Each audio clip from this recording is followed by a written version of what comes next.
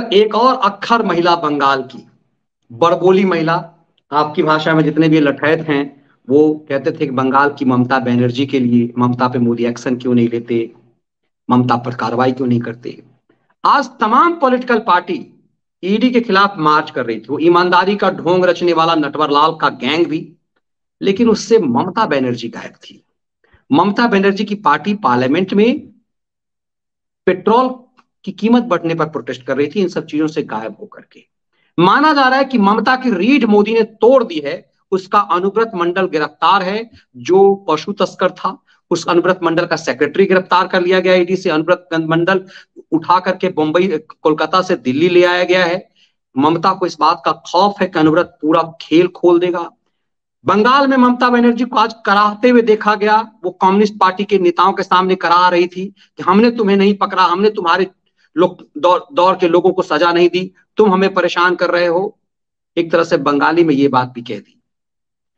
इस महबूबा के बाद ये ममता, ये शेरनी बनती थी।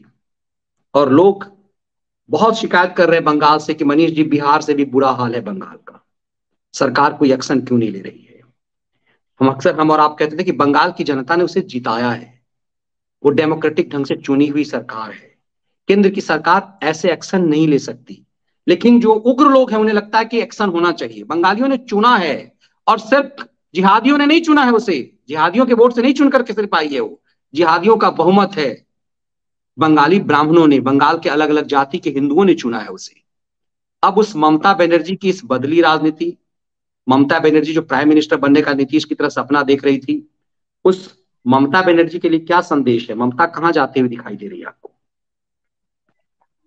नहीं मनीष, ये जो अणुव्रत मंडल वाली बात कर रहे हैं, इसको मैं सेकेंडरी रखता हूँ। ये बहुत महत्वपूर्ण नहीं है, क्योंकि इससे पहले जब इसके और नेता पकड़े गए थे, वो पार्थो चटर्जी पकड़ा गया था, या मुकुल राय जिस वक्त था छोड़ के आया था।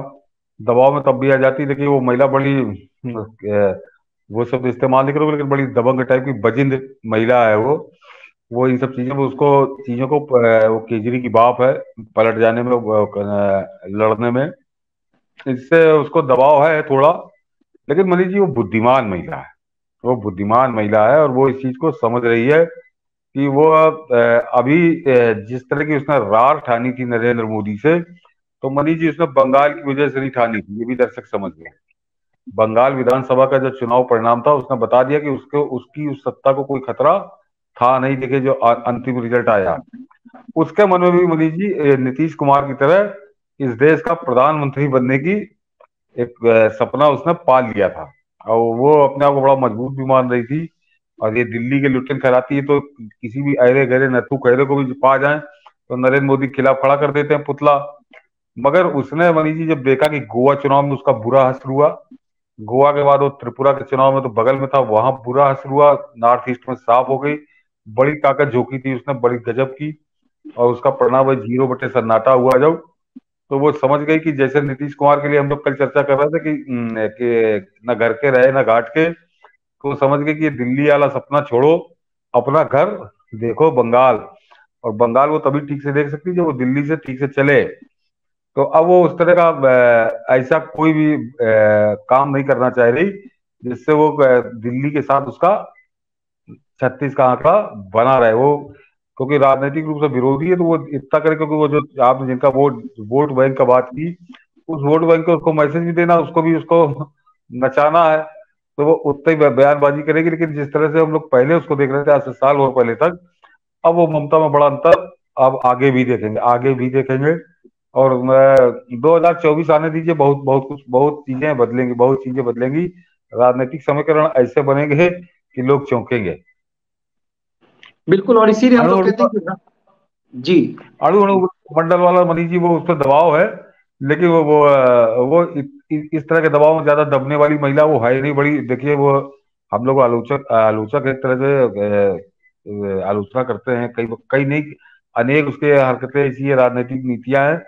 लेकिन एक तो ममता वो महिला फाइटर है, वो लड़ने में उसको कोई वो नहीं है। इस तरह की परिस्थितियों से दबाव में नहीं आने वाली, उसके पहले भी सब होता रहा है।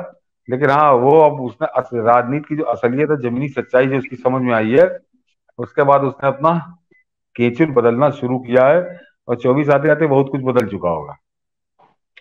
और उसमें मनीष मेहुल जी एक आदमी साथी का और एनआरआई साथी ये कह रहे हैं कि क्या बंगाल में आपको लगता है 2019 को बीजेपी 2019 को दोहराएगी? हाँ, 18 लोगों सीटें को थी। लगता है कि दो और ज्यादा बुरा हाल हो जाएगा बीजेपी का पिछली बार के जैसे जाता है। नहीं नहीं मनीष जी, बात कट गई, इनका सवाल आ गया, बता दूं कि ममता के जो बैकफुट में आने का एक कारण और है। देखिए 2019 की जो बात कर रहे हैं मेहुल जी, बहुत अंतर है मनीष जी 2019 और 2024 में।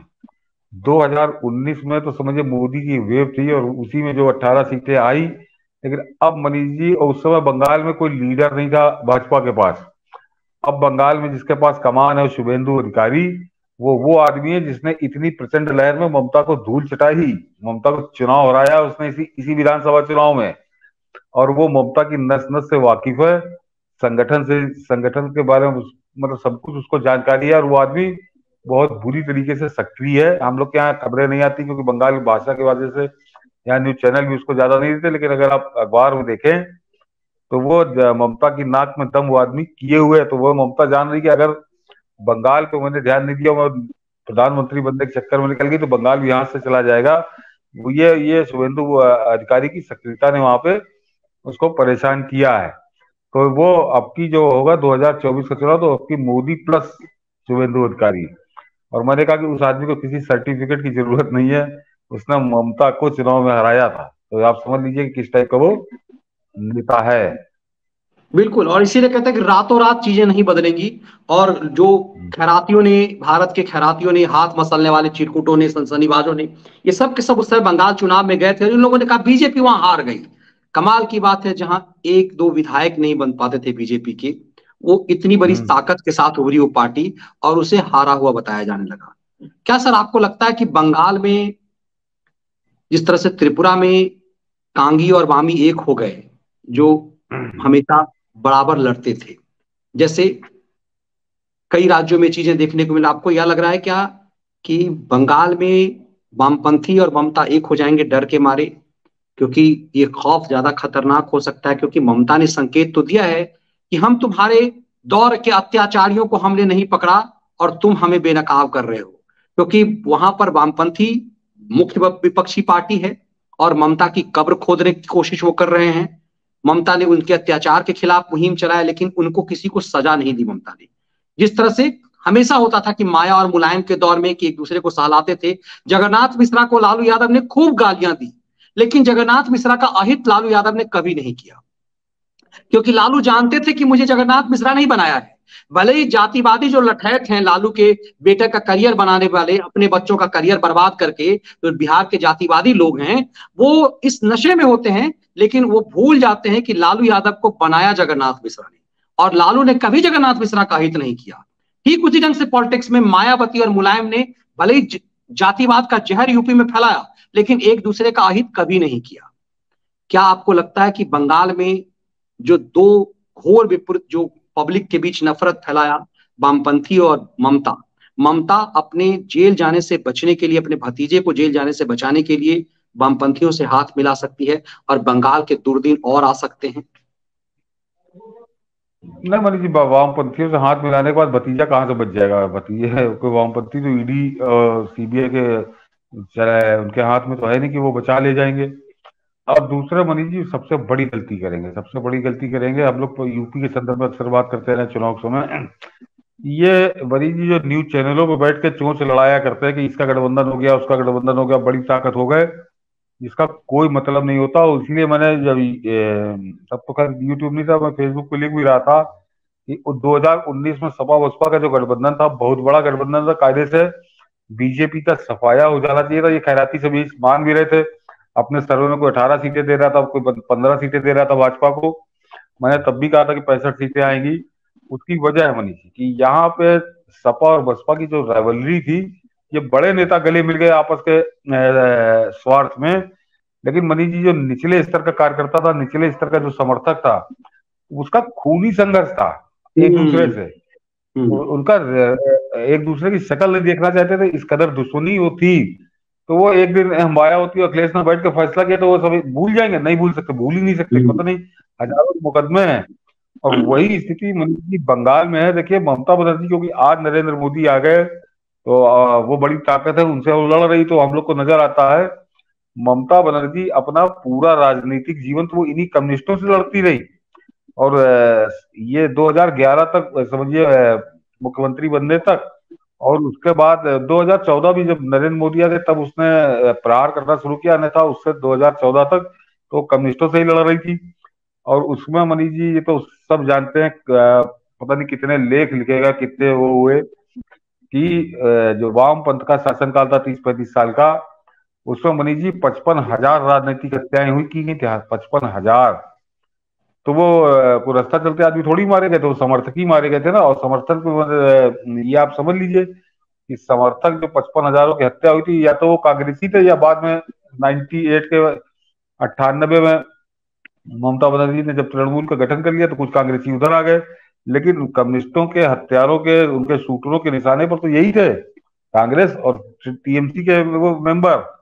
तो अगर ये इस तरह की कोई गलतफहमी पालती हैं तो वो रहे सहे से भी हाथ धो देगी वो ममता बनर्जी। मैं फिर कह रहा हूँ कि ममता बनर्जी बहुत सदी हुई महिला है, बहुत लड़ाकू टाइप की।